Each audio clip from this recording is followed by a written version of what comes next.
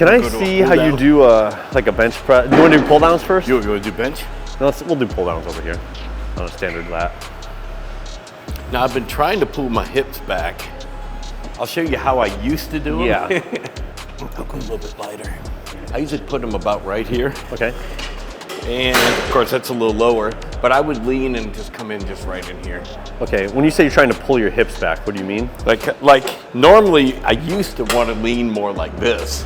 Okay. And come in like that. That's how I used to do them more, but now what I'm trying to do is come in a little more and just go straight down to the chin. Can you go up? Up more? What do you mean? You just like go, run through a few sets real quick.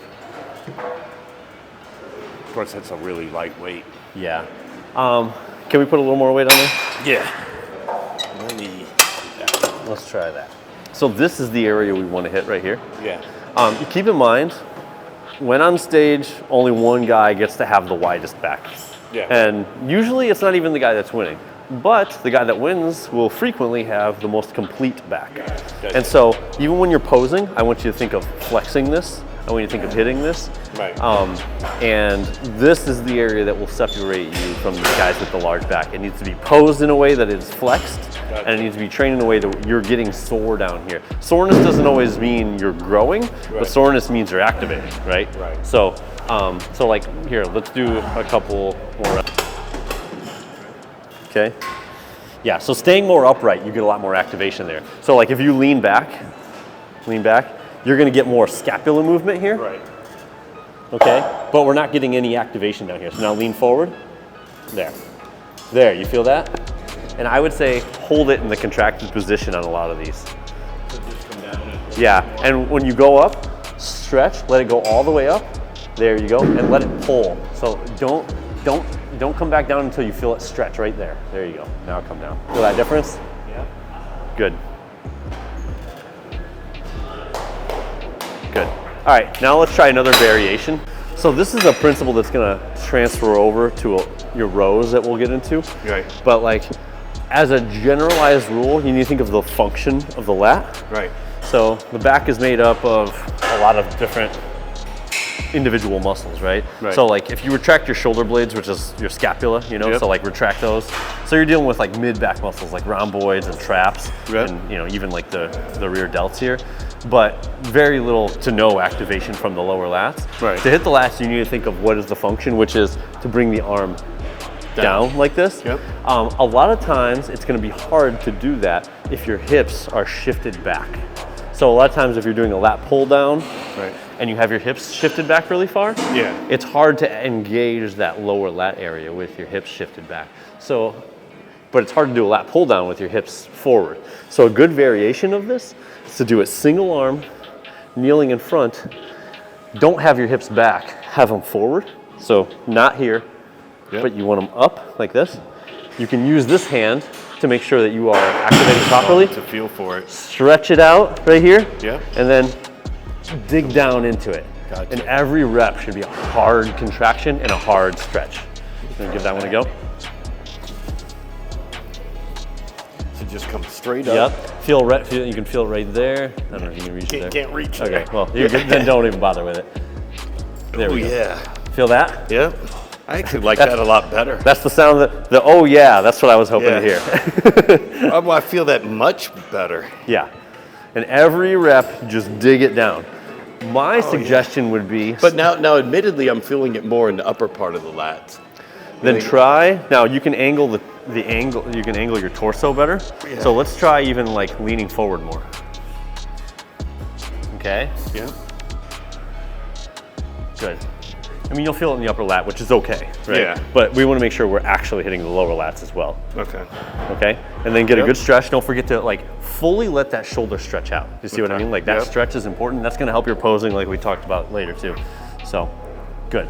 Going along those same lines, I'm going to take this. We'll go over to this one here. Yep. So same thing. First off, the whole mantra of you should wide grip to get wider and narrow grip to, you know, that's not accurate. Okay. First off, how wide someone is largely determined by their clavicles, which you can't really change. Right. If there's anything on the physique that can make someone wider, it's just the side delts. Yeah. Which, that's not why we're here. Right. But if you actually get a more narrow grip, you will target your lats more. The wider your grip goes, the more you're gonna hit your upper back and your rear delts. Okay, gotcha. So with this one, I usually like to do shoulder width. Yeah. So that way your elbows don't have to come out like this. Gotcha. So about shoulder width or so they can just come straight back. Yep. Now, angle of the body matters. This is where angles come into play, and be strict about your torso angle here. So if you're leaning back really far, you're gonna get a lot of trap activation. If you're upright, you're gonna get a lot of mid-back, but you actually probably want, if anything, almost a slight forward lean. Once again, this is the action of the lats, and it carries down all the way into here. Gotcha. So this is an angle that we can't really hit on that lat pull down. But you're gonna come here, get a good stretch, feel those lower lats stretch, and then dig in. Gotcha. Like that. Notice my hips shifted forward. They're not real far back, okay? Yeah. So let's try that. All right, I'm gonna adjust the angle of your torso. So lean forward more. Let it stretch all the way out. Now keep it there and pull it back. There we go. Feel that contraction? Oh yeah. Now you're probably hitting more of the lower and less of the upper on this one, correct? Yeah, and I feel bicep a lot too, actually. You can adjust your hand width to get that. Right there. But here's another cue when I talk about cueing, all right, to get your biceps out of it. Think of it less of this and more of a scooping motion. Elbows are going down and back. Okay. Oh yeah, that's true. Perfect. Now, your goal will be start off high rep on these. Yeah. But then over the course of time, we want to see if we can accomplish the same thing with heavier and heavier weights. Okay. But if you use a heavier weight and you start to feel that tension in that area, feel you're losing that tension in that area, we probably need to reduce the weight again. Gotcha. That's good. Yeah, small little adjustments. Yeah. Now you can do the same thing, like once again, you can do the same thing with an individual handle for a unilateral pull.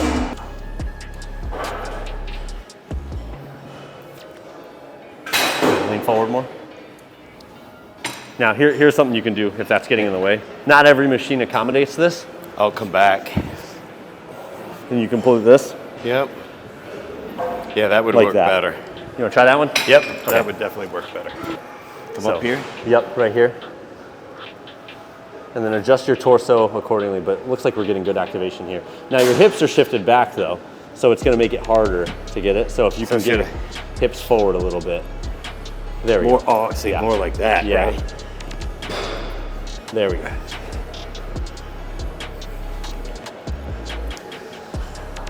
Nice.